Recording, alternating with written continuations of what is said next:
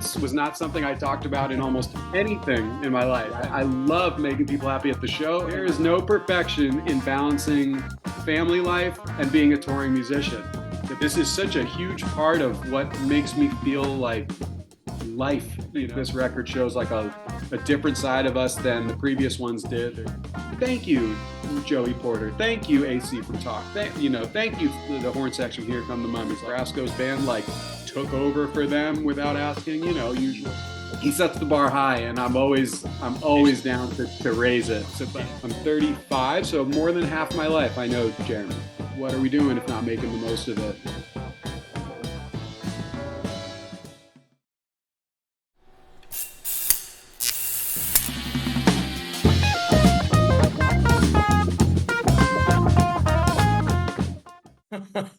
How you doing?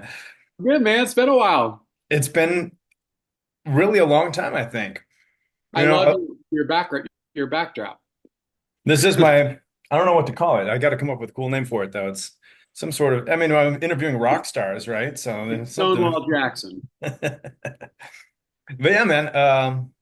So let's just kind of get right into it. I hope this is just like a really honest conversation. I don't really have an agenda. I just want to see how you're doing, what's going on with you, how pigeons are doing, and all the things.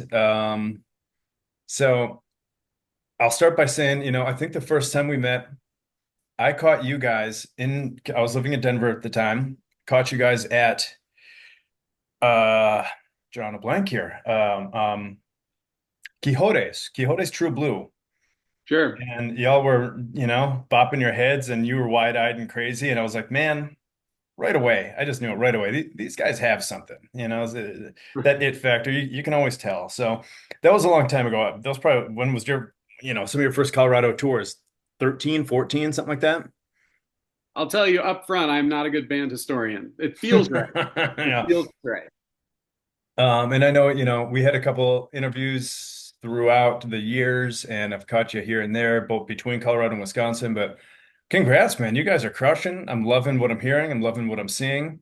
Um, so yeah, just really, really happy for you. Thank you, And man. It's been a long time. I was talking to my wife about one of our crew members who's been with us a long time. She's like, damn, you guys have been together a long time. I mean, we've been together, me and my wife, for a long time now. It all starts to add up pretty quickly. I mean, I remember meeting you, and when we started doing interviews, I was still like the PR rep for the band. So you were kind enough to, you know, let me talk about my own band at the time. So that was exciting, I think, for both of us at the time. And yeah, it's great to reconnect it. So you have kids? How many kids do you have? two boys, ages Wow. they both just had birthdays, so now 3 and 6. And Oh, that's wow. it's certainly on my list of things to talk about. But like I said, I want it to be just an honest conversation. So let's jump right into that. Family life you know, is to me, it's just absolutely the best thing ever. The best thing ever. I wonder what the balance is looking like for you, between life on the road and kind of an non-traditional, you know, source of income, let's call it, or Yeah. occupation.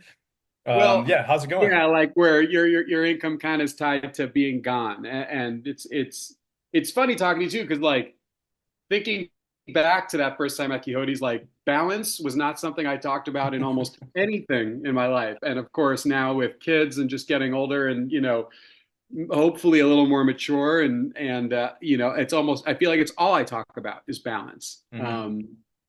It's a challenge, but it just because you're almost like being pulled in two places at once and you can't make everybody happy. And I feel like a lot of musicians or, people in kind of like that entertainment field, whether it's actors or magicians, whatever it is, we kind of, we seem to be like people pleasers. We want people to be happy. I love making people happy at the show, and I love making my kids laugh, and for them to say, Dad, I'm so happy you're here. You know, like and it's an adjustment to realize you can't you know please everyone all at once, nor Right. is that even if you didn't have a non-traditional job, that's a ludicrous goal to set for yourself, and it's only going to let leave you in a very frustrated, helpless kind of mindset. So I really learned to I'm a former, well, recovering perfectionist. Um, and, That's a and new one. yeah, well, I am, man, because like there is no perfection in balancing family life and being a touring musician. The best you can do is like be thoughtful for each side and, you know, try to do whatever you can to provide support, whatever that means in each moment. But like you said, like we have to tour. I love touring, and my family knows that. I'm looking forward to my kids getting a little older so they like really internalize that because I'd like to, be an example that they should go after what makes them feel fulfilled. And like, I could certainly, be a stay at home, just stay home and find another job. But like, this is such a huge part of what makes me feel like life, is touring and playing shows. And at least my daughter, who's now 4, and I have a 1-year-old son, she came to a show in our hometown of Baltimore and saw me on stage and like knew what was going on and like saw me so happy and could kind of like the wheels were turning that she like gets why daddy's gone all the time. When she was younger, but could start talking, she was just like, "Why are you leaving?" Like, Right. and that's me saying what she meant by her hysterical crying as I walked out the door.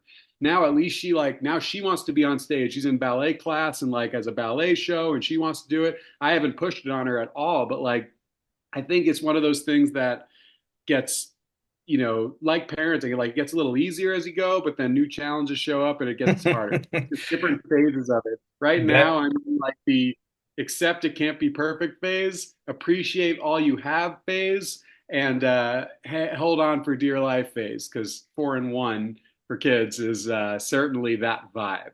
well, the appreciate all you have isn't a phase. It should be a lifelong thing. Whether you got Yeah. kids or not, you should always do that. But no, I totally get what you're saying. The whole reason I started All Things COjam was sort of for selfish reasons. I'm a musician myself, and I started when I first moved to Colorado. The whole idea was to meet people, and I figured the best way to meet people was to get involved in the scene, and whether that meant going out and supporting live music or doing that's how I met you, writing about it and seeing shows and um, getting other people involved in other people's music. It was the whole idea was networking.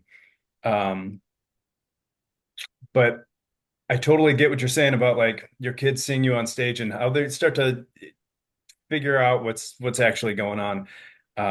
So I took a number of years off of music to kind of start my family, really. I moved across the country a couple of times and there were some health issues and a pandemic and all that shit in between. But now I'm kind of getting to the point where I can settle back into some of my older roles of music. And yes, there's been your adult jobs and things that occupy my time, but all of a sudden now that my both my boys are a little bit older and they see me playing on stage, they start to, understand where dad's coming from a little bit. And the other hope of mine anyway is that I never want to push music on my kids. Maybe it's not for them.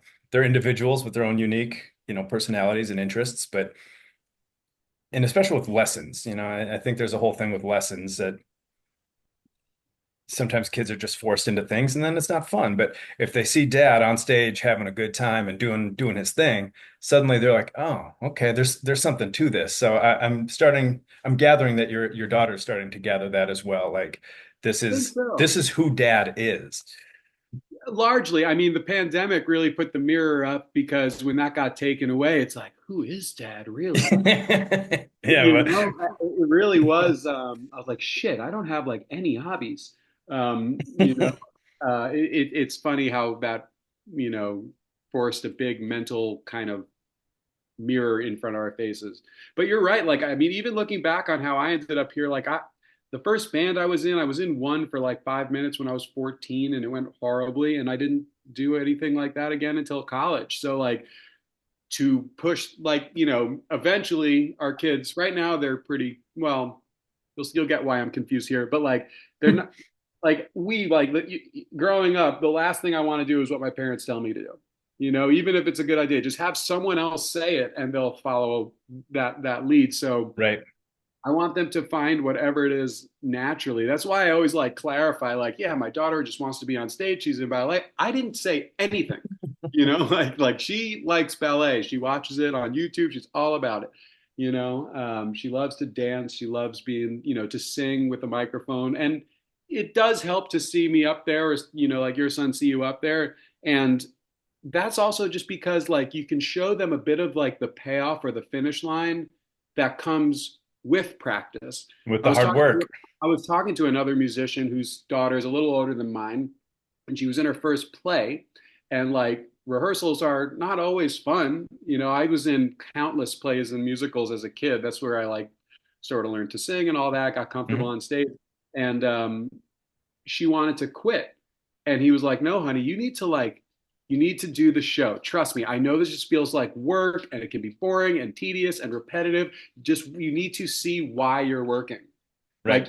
Until you experience that, why am I doing this? You know what I mean? So hope maybe that's part of if you have a role model you can look to and see the spotlight and see people smiling at them as they smile to them, that whole reciprocal thing that the jam scene's like, legendary for. Is I'm not surprised that it kind of ignites a bit of fire, and we'll see where it goes. Maybe it's like you said, when my wife and I had a conversation when she showed interest in dance. She's so young, and I was like, "Oh, let's get her a dance class." And she's like, "My wife's like, maybe just let her enjoy it. Like, she doesn't need to like make it a discipline." And then, in ballet and dancing, that is a hell of a discipline if you do Yeah, both. yeah.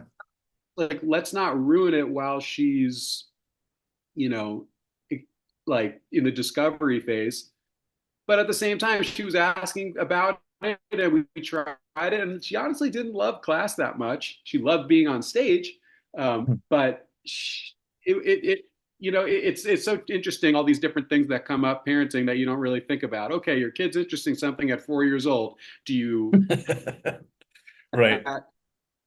cultivate or watch them hit a phase and come out of phase? It's really really something else, man. To what Um, degree do you support those interests and hobbies and Yeah, and like to what involvement do you have? Because they don't know the next step if it's something they want to pursue, and we do. But like, if you show them too much, then they won't figure that out. So it's another great another great like category to throw perfectionism out of the window is definitely parenting. Because like, doing my best, they're Well, alive, they're well, they have interests. We'll see the I mean, rest. you mentioned the balance between, perfectionism in parenting, which there's no such thing, and Right. perfectionism in music, which there's kind of no such thing. So, uh, as far as seeking a balance there, yeah, you better get away from the idea that things have to be perfect, and just roll with the flow, Yeah, and just huh? try your best in each instant. Like I'm, obviously, right, but like letting go of the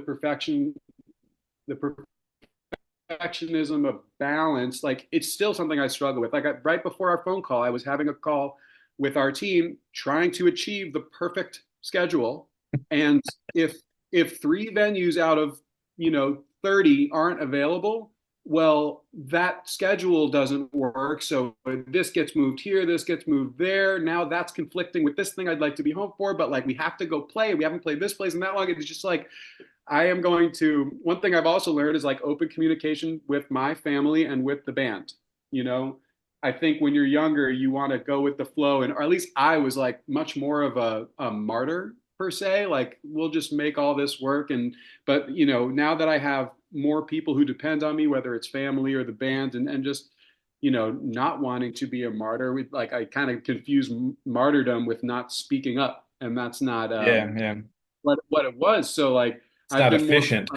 yeah, well, and it's not, it's not fair to me. It's not fair to everyone else because like I don't, I am aware that I was doing it, so I don't have resentment for anything that didn't go my way. But I'm like, well, then speak up, and I am speaking up more, and while having flexibility. Like I like this would be great, and then this shit moves around, this shit moves around, and now it's going to cost so much more money to pull these different places off because of the way our the endless confusion of touring expenses. Like let's just we'll cross that bridge when it happens if the ideal doesn't happen, but this would be great if we can do that.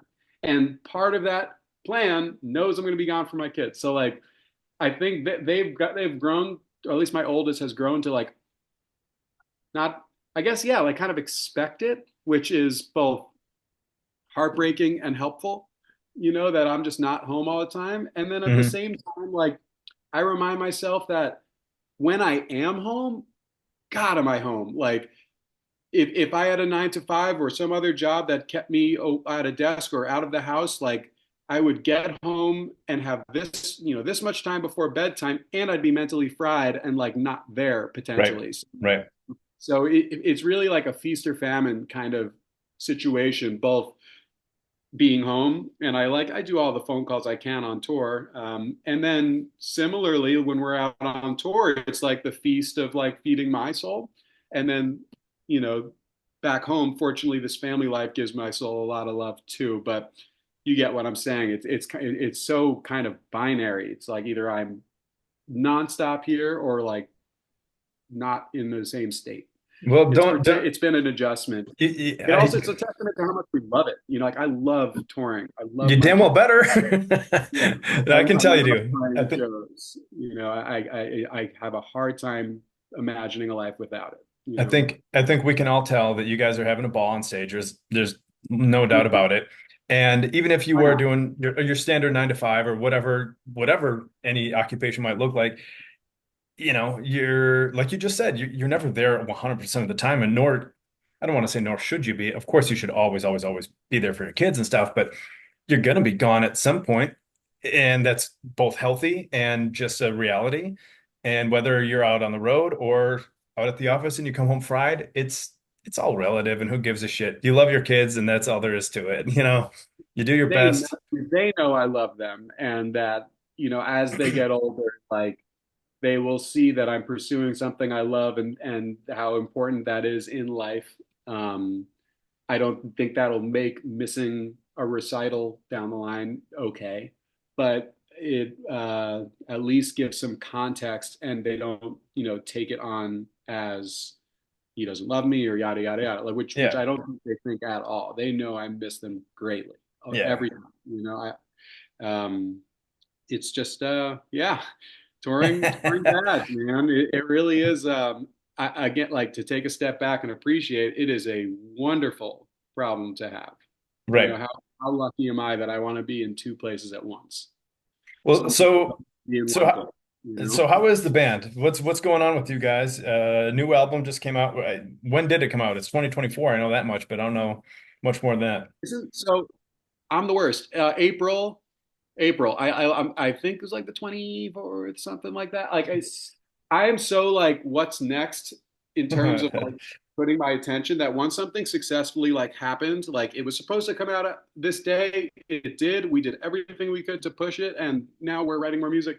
Like I Yeah. immediately, it's like not information I need anymore. I guess like my mind's just like, it was April, I think.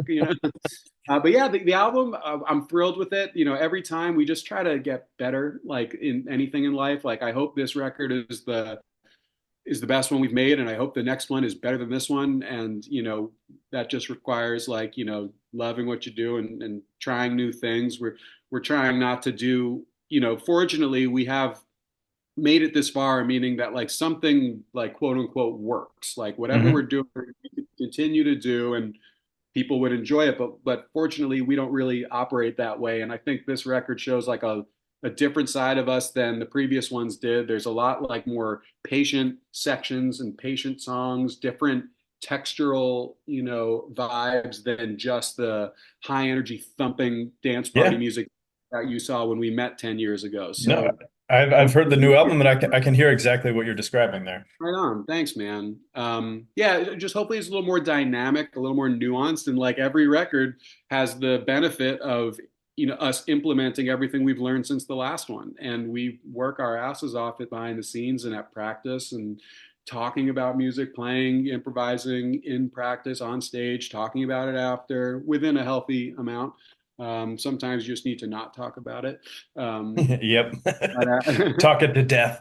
Yeah, but yeah, I hope that, people enjoy it. I certainly do, which I'm thrilled to say. And then we also had sick guests, man. Like similar to like that networking thing. Like we've just gotten to know so many great people. To have Smiley from the Main Squeeze crush on the main song or the title track Day and Time was awesome. And we just like are fortunate to be friends with like absolute killers who we can call and be like, hey, are you free this weekend? And like, oh yeah, I have a home studio. I'll knock this out in 2 days. Like, thank you, Joey Porter. Thank you, AC from Talk. Thank you, the horn section. Here come the mummies. Like all these guys that like, if I weren't in a band, I'd be at their shows. And Right. people I look up to as peers, and yeah, it's fun, man. Like the studio is so different than performing live, but I've grown to really enjoy it. I think some people are built for it. It took me a while to like get into that headspace because I feed so much off the crowd, and it's kind of tedious. Like vocally, it's very demanding, um, and it's just a really like intense like mental exercise to stay in the moment, take after take, giving it like everything you can while staying controlled and in tune. And like when I'm live, I'm not if I'm like giving 1,000% energy and like one chord's like a little out, I feel okay with it. But like with the Well, yeah. studio, when you don't have that visual component and like our energy pouring literally at you, it's very important to be in tune. So the message, Yeah. but dynamic. You don't overplay, but play with intention. So it's taken me a while to get used to, but this is already our seventh album. So definitely getting more experience with it. Hell yeah, man. Um, well, and you just mentioned playing live, and obviously there's the energy that comes with it, but life on the road, the recent tour, there's got to be a shit ton of energy with Frasco Oh man, and what Dogs in a Pile. yeah, it's like Tell me more about that because I wanted to see that tour. Didn't happen, hasn't happened. I'm still holding out some hope, but my priorities have changed a little bit with my life and fatherhood and being in the Midwest as opposed to there's still good. There's still a good scene here. Don't get me wrong, but Colorado was yeah, just nuts every night. You had to pick and choose. So I want to go to that stellar show or that stellar show or this incredible show. Like, yeah, it's so crazy. yeah, what's going on with that tour? Or go there. Well, we go back out in the fall for more of it, and like it is. I've said it before. It's just like controlled chaos, man. Like I love all those guys, and it's just fun. Like because especially when you tour with your own band, I love all of them too. But like you also get into like a routine. I know these guys. I know their jokes. I know their vibes. I know they're crazy. I know they're not crazy in different ways. Then you just have all these other people like add their own crazy into the mix, and it's just like whoa, this is a completely different animal. And it also like these three bands playing together, it's like it feels like a mini traveling festival, truly. Like music starts as early as like 5 o'clock and goes to like 11, and then we're also booking late nights like a festival that like we'll sit in at. Like the Magic Beans were doing some of our late nights, and I sang with them, and Jeremy played with them, and Frasco's band like took over for them without asking, usual Frasco stuff. Yeah, right. But like it's like music from like with that all in mind, like it'd be like from 5 to 1 or 2. Like it really feels like a festival, and it's been awesome. The other thing that I kind of knew was going to happen, but didn't quite realize until we went on like a first 3 week run together is with kind of like whenever you see like an old friend and you're like you get together for a weekend or you get together for a night, like you have to get it all in that night, like you like I missed you, I love you, how are things are good, here's the cliff notes, and love you, I'll see you in a year. But like at music festivals, I'll run into one of the guys for an evening, maybe we'll see a show that night together, and then I'll see you in a year, I hope. But with these guys, we actually like really started to like bond and get to know each other, and we knew that like we have tomorrow and we have the next day, so we don't have to like rush our friendship. Like I never like have been able to just like chill on a couch with these guys on my phone and like not look up and make the most of it because I Right, right. really love them. Like and with that comes like a more layer of like kind of like a real friendship where it's not like I'm so happy, you're so happy, I love you, goodbye. Right. It's more like the actual flow of life. Get to know each other a lot better, get to know all the members a lot better, and different combinations of people hanging, and good times and tougher times. And it flew by because it was so chaotic with all that music and all the production and sound checks and sit-ins, and we have a VIP program. It's just like very busy the whole time. But afterwards, we're all like, "I'm gonna miss you so much." Yeah, if you can slow it down like that Fortunately, and we and know that figured there's a tomorrow, well, you know what I mean?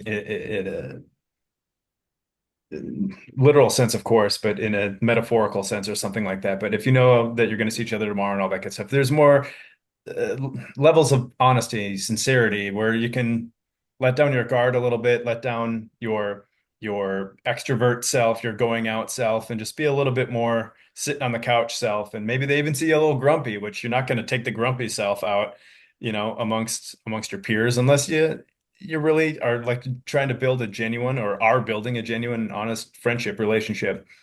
And yeah, that kind of shit's awesome, man. That's life on the road touring. I know it's a challenge. But those are some of the best things to come out of it, in my personal opinion. Just those totally, honest totally. moments.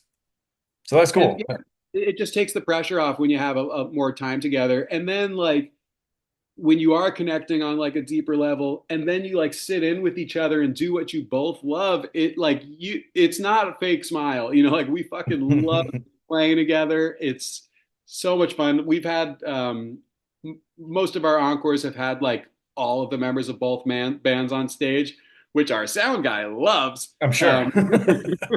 But it's just controlled chaos, man. And it's like all and our band knows that, like, yeah, there'll be grumpy times, there'll be frustrating times, there'll be happy times, but like all of it gets let out on stage. And it's cool to experience that with new people where like, oh, I know this guy had a tough day, and look at him now and look at me now, like let it all out, baby, go dude, rip that Yeah. song, and like kind of be there on a more intimate level. It's the best. I really love those guys. The shows have been awesome, the crowds have been wild.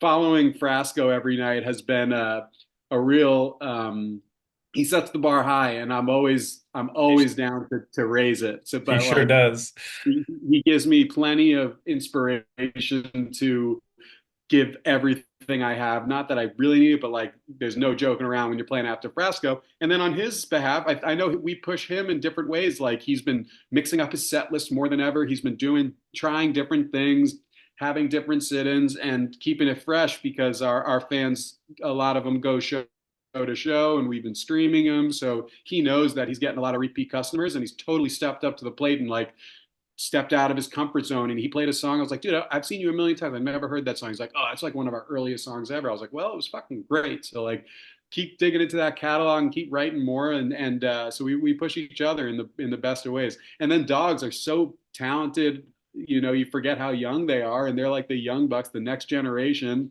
who like it makes I don't feel old, but when I see guys who are like 10 years younger than me who remind me of myself, it doesn't help the feeling of feeling trying not to feel old. It's like, wow, this is like the next batch, man. Like it's pretty wild. I certainly don't feel old yet, but I'm starting to maybe sound a little old. I just had my 40th birthday like 4 days ago.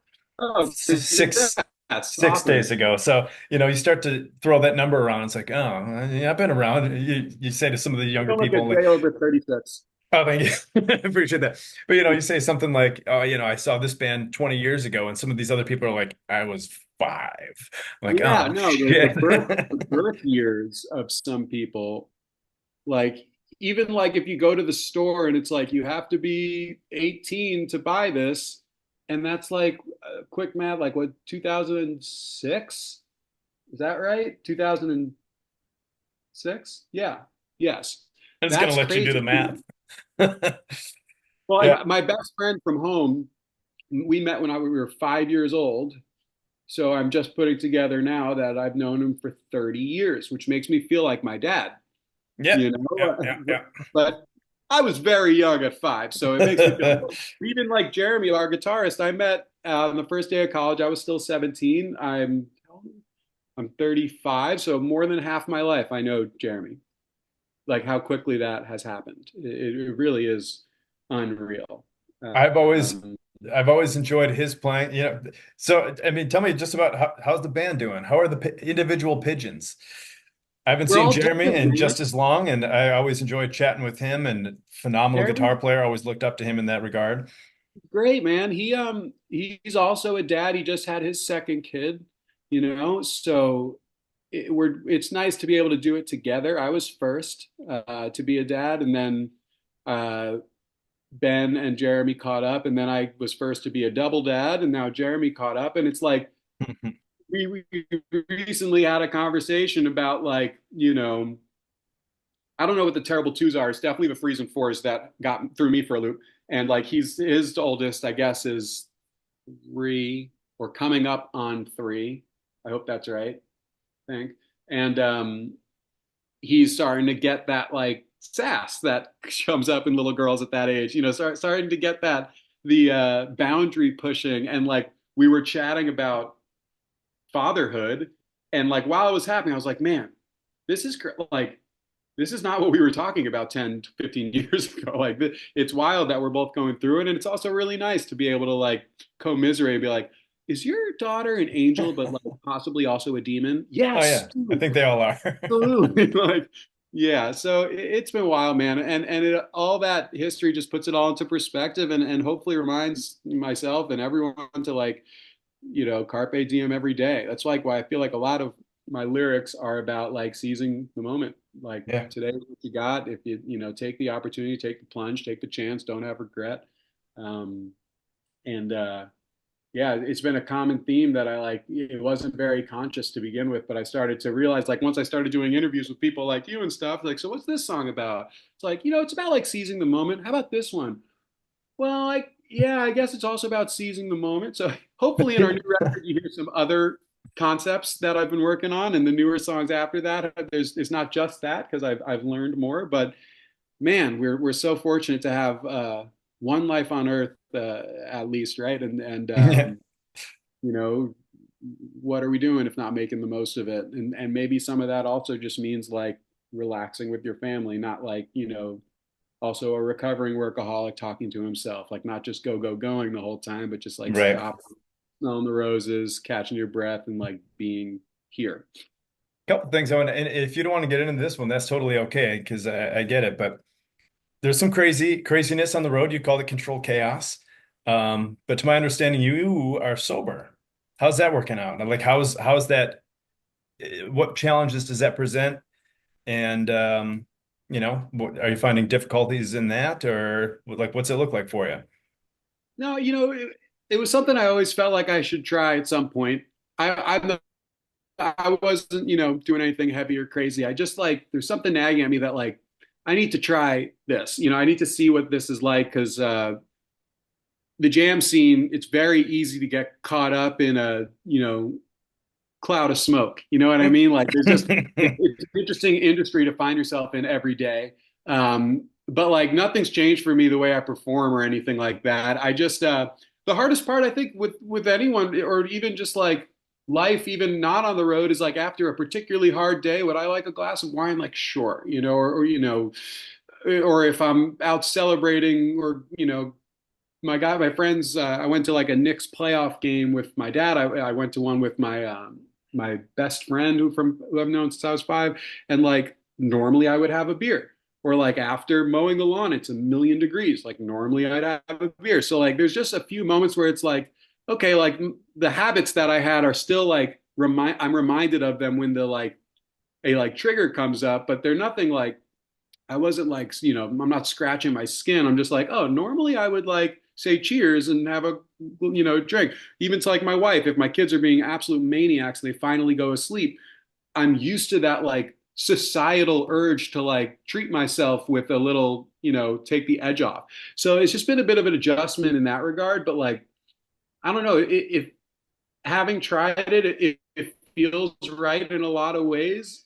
It's not like all amazing all the time, but for now, it feels like I feel healthier. I feel vital. I feel like, I don't know, being a father changes a lot in one's mind. And I feel like a bit more of like a role model to an extent. Not that they need to be sober and who knows how the future will unfold, but like, it just something that I always wanted to try, and once I did I was like, okay, that first hurdle of doing that is tough, so like I kind of don't want to have to restart that. I hear it gets easier, you know, Yeah, yeah. and it has. So I've certainly saved some money because of Yep.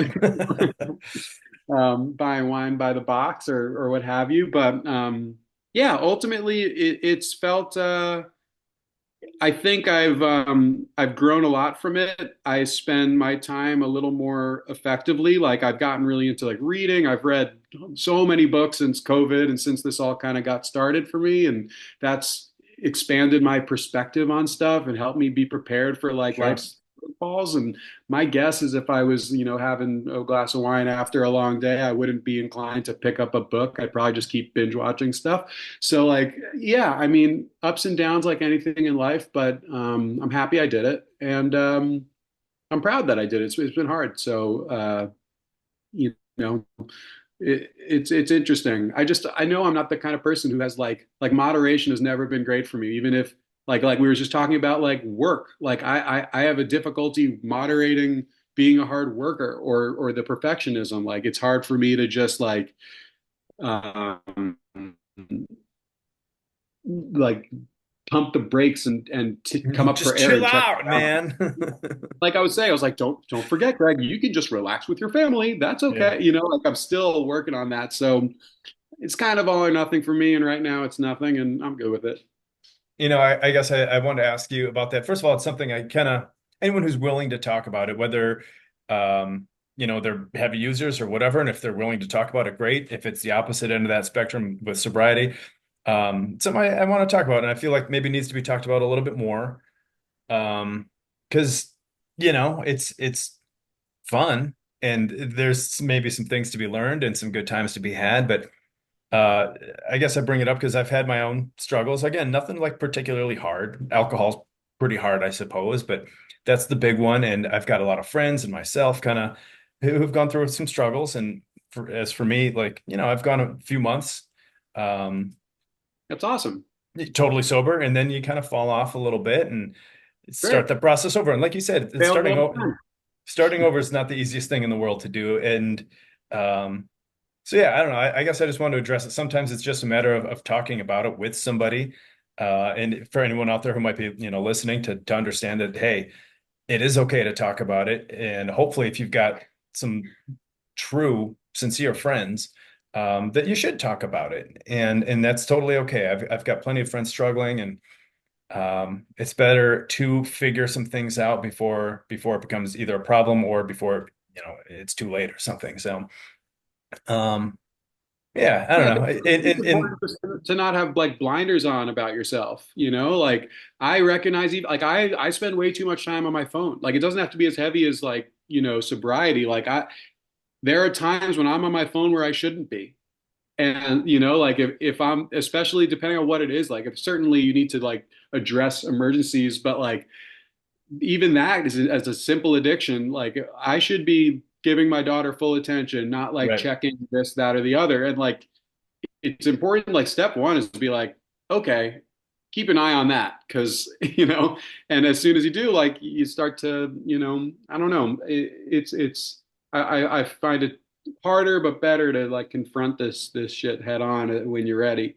But it's entirely up to every person. There's nothing you or I can say to like convince someone to do something that they know they should do. If they know they should do it, eventually it will be time to do it, and they'll they've got to make that decision for themselves. So 100%, by no 100%. means do I want to be like proselytizing anything. Like whatever works for everybody, like I'm good with it. Be healthy and take care of yourself and whatever that means. Yeah, man. So where are you, by the way? It looks like you're just at home. Where's home? Yeah, we live in Baltimore. I grew up in New York, but I went to University of Maryland where I met our guitarist on the first day of school, and now I live in Baltimore 18 years later. Um, I love that, by the way. I didn't realize you and Jeremy met like that first day of college. Like oh yeah, yeah. that's almost romantic. Like It was like a made for TV movie or like a Hallmark movie where it was just like I didn't have any friends and no one from my high school in my graduating class went to Maryland. The first day of school on the dorm room, I like walked down the hall with my guitar in my hand to like make friends, and was jamming with Jeremy, honestly, in minutes, like within the first hour after like we like unpacked all our shit, like we were jamming. And I didn't even know like jam music at all. My life changed entirely when I met Jeremy. And that's how I met my wife through like, traveling and touring. And she used to also write music for music publications. And she interviewed me a few times. And we met at a show that she was at with her boyfriend. And we were just friends for a long time. And now I have two amazing kids and I live in Maryland. And that's how it was supposed to go. But what's funny is I remember vividly, like I really wanted to go to UNC. And I only applied to a couple other schools and I didn't get in. And I was distraught. I was like, all that hard work was for what? Like now I'm going to some school that like I wasn't even planning on going to. And in hindsight, like that was the best thing that ever happened to me. And Of I've course. tried to take that approach with like everything. Like we just had our main sewer line had a root finally from a tree finally go through it and sent wastewater back up through my basement through the toilet. Total shit show, literally. Um, Yeah. and I'm like, fuck, this is terrible. And fortunately, I have good insurance. And what seemed like the absolute worst, now like we're having a new bathroom. It's annoying, but like we're gonna have a new garden out front from the landscaping. We got this problem addressed, and like, and I learned more about how the house works. Like whenever I used to be really frustrated when I had to do like housework or anything, and now if something breaks, I'm like, all right, how does bring it on? How does this work? I got to learn now. You are I guess getting older, man. today is You're the such a dad. oh dude, I've gotten way into like gluing stuff and like dipping my toe into like carpentry with as long as my fingers are okay and There's the yeah. headline of this article, by the way. I'm into like gluing and stuff. Oh dude, You know? well, I already talked about it on Frasco's podcast, so that my spot's been blown up. It's out there. Fair. Um, like my friend like but it's great because now like I got into that and then Jeremy was like, oh, I have this issue with one of my pedal boards, the like foam keeps peeling off. It's like, I got you, we're gonna glue the crap out of that. First attempt didn't work, but I got different glue and I'm gonna try tomorrow. It's gonna work. It's gonna work. We'll be But pulling yeah, for I you, mean, man. well, thank you. And yeah. Well, yeah, let me ask you just one final thing. Yeah. COjam was always Colorado, hence the CO. I no longer live there, had to kind of pivot a little bit, let's call it. Um, my focus is still hopefully on local music, but from more of a national perspective. So that being said, you're back home in Baltimore. What's it like to be back home for Pigeons to be back home in Baltimore? And like, how's Baltimore's music scene doing without you, let's say? I know you're obviously still have your ties and all of those things, but what's going on in Baltimore? You would have to ask someone who goes out ever. Ah, wrong But guy. I got the look, wrong guy. Jeremy goes out way more than me. I mean, he has some grandparents or his parents are nearby, and his wife's parents or mother's nearby, so they have a little more childcare than I do. So they get to go out a little more. They Fair. also like, I am actually a bit of a homebody when I'm home. But there's still, excuse me, great bands from Maryland, like Litz, who has played our festival, Dome Fest, for years, is amazing from Baltimore, and we love the deaf scene from Baltimore. And there's these festivals that happen, throughout the year. I mean, Artscape is one of the biggest like art music festivals in the country that's coming up. And there's a series called First Thursdays in Maryland. That's like every first Thursday of the summer. There's a huge free festival out on the water. So there's a lot of really cool stuff. The 8 by 10 is still the homie spot. But you know, wherever we go, we rep Baltimore, and I'm sure there's amazing bands that I don't know yet, but maybe Jeremy does. So you'll have to have him on next time. No doubt, no doubt. Well, cool, man. That's all I got. Get back to it. Go, Yeah, go be present with your yeah, kiddos. sounds good. I'm gonna go glue some stuff. Well, Great meeting hey, you, truly. yeah, n nice to talk to you. Great to catch up, and let's do it again soon. Best to you and your family. Yeah, let us know if we're ever near you. We'll hang. All right, brother. All Have a right. good one.